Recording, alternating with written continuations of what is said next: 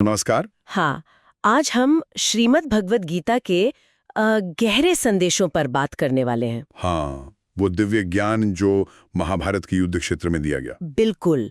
कुरुक्षेत्र में जब अर्जुन उलझन में थे, तब भगवान कृष्ण ने उन्हें जीवन, कर्म, आत्मा इन सब पर जो राह दिखाई, हमारे पास इसके लिए श्रीमद् भगवत गीता जीवन का दिव्य सार से कुछ अंश हैं जिन पर हम आज थोड़ी विस्तार से बात करेंगे। तो कोशिश यही है कि गीता के उन विचारों को समझें जो शायद आज भी हमें सही ढंग से जीने में मदद कर सकते हैं। हाँ, बिल्कुल। देखें कि आज के समय में वो कितने प्रासंगिक हैं। तो सबसे पहले जो बात दिमाग में आती है, शायद गीता की सबसे प्रसिद्ध सीख, कर्म करो, फल की चिंता मत करो।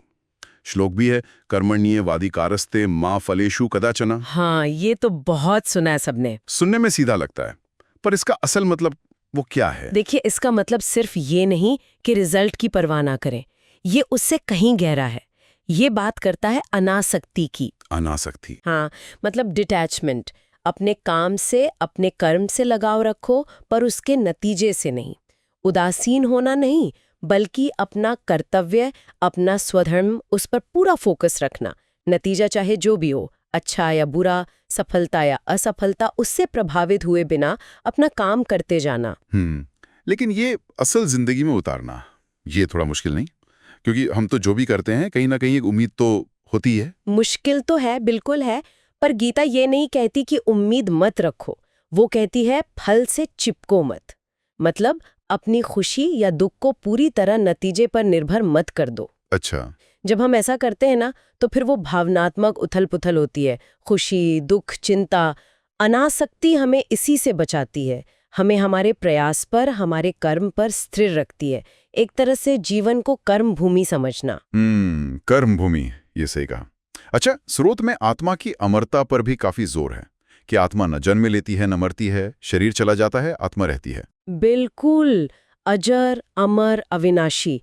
और ये समझ अगर सच में उतर जाए मन में, तो जीने का पूरा नजरिया बदल सकता है। कैसे?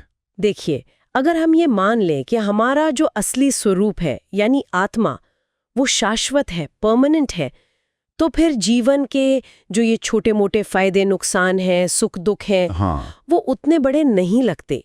उनमें एक स्थिरता आ जाती है। इसी को गीता में समत्व कहा गया है। समत्व मतलब संतुलन? हाँ, हर परिस्थिति में समान भाव रखना। सुख में बहुत ज्यादा उछलना नहीं, दुख में एकदम टूट नहीं जाना। इसीलिए कहा है समत्वम योग उच्यते। समभाव में रहना ही योग है, और ये अनासक्ति से जुड़ा है। जब फल से बंधे नहीं होंगे तो समभाव रखना आसान हो जाता है। सही बात है। लेकिन ये समभाव बनाए रखना, इसमें भी तो चुनौतियां होंगी। स्रोत में जैसे बताया है कि लोभ, मोह और क्रोध, ये बड़ी बाधाएं हैं। हाँ, ये तो बहुत बड़ी बाधाएं हैं। गीता इन्हें क्या कहते हैं, नरक का द्वार तक कहती है। लोभ यानी लालच, मोह यानी अटैचमेंट, और क्रोध यानी गुस्सा। ये तीनों भावनाएं इतनी शक्तिशाली हैं कि ये हमारे विवेक पर, हमारी सही गलत की समझ पर एक तरह से पर्दा डाल देती हैं। और जब हम इनके असर में होते हैं तो अपने असली रास्ते से, अपने स्वधर्म से भटक सकते हैं। तो इनसे बचना बहुत जरूरी है। बिल्कुल, आध्यात्मिक तरक्की के लिए इनसे पार पाना ही होगा। ये हमें नीचे खींचती हैं, ऊपर नहीं ले जाती। तो फिर रास्ता क्या है, मतलब इस समत्व तक पहुंचने का, इन बाधाओं से पार पाने का? गीता मोक्ष के लिए 3 रास्ते बताती है ना?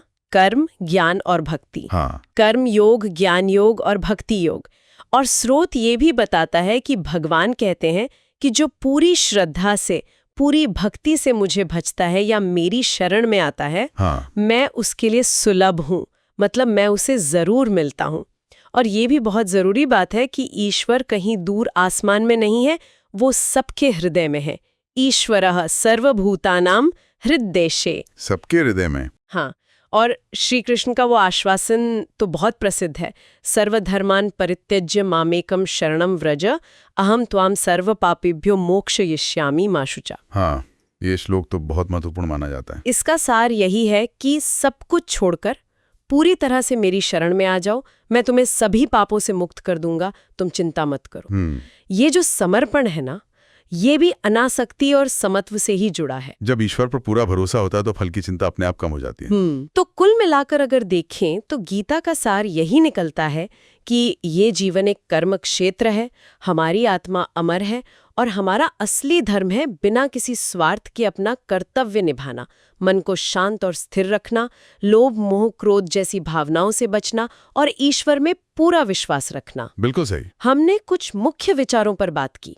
कर्म का सिद्धांत, वो भी अनासक्ति के साथ, आत्मा की अमरता और उससे मिलने वाला समत्व, फिर वो बाधाएं जैसे लोभ मोह क्रोध और अंत में ईश्वर की शरण का भरोसा और उससे मिलने वाली मुक्ति। ये सब आपस में जुड़े हुए हैं। हाँ, ये सब एक दूसरे से जुड़े लगते हैं और जीवन को एक सही दिशा, एक सार्थकता दे सकते हैं। चलिए तो आज की बातचीत को यहीं रोकते हैं, लेकिन जाते जाते एक सवाल श्रोताओं के मन में छोड़ जाते हैं जिस पर शायद सोचा जा सकता है कि अगर आत्मा अमर है और कर्म का फल हमारे हाथ में नहीं है, तो फिर इस क्षण में हमारे आज के जो चुनाव हैं, जो कर्म हैं, उनका वास्तविक महत्व क्या है?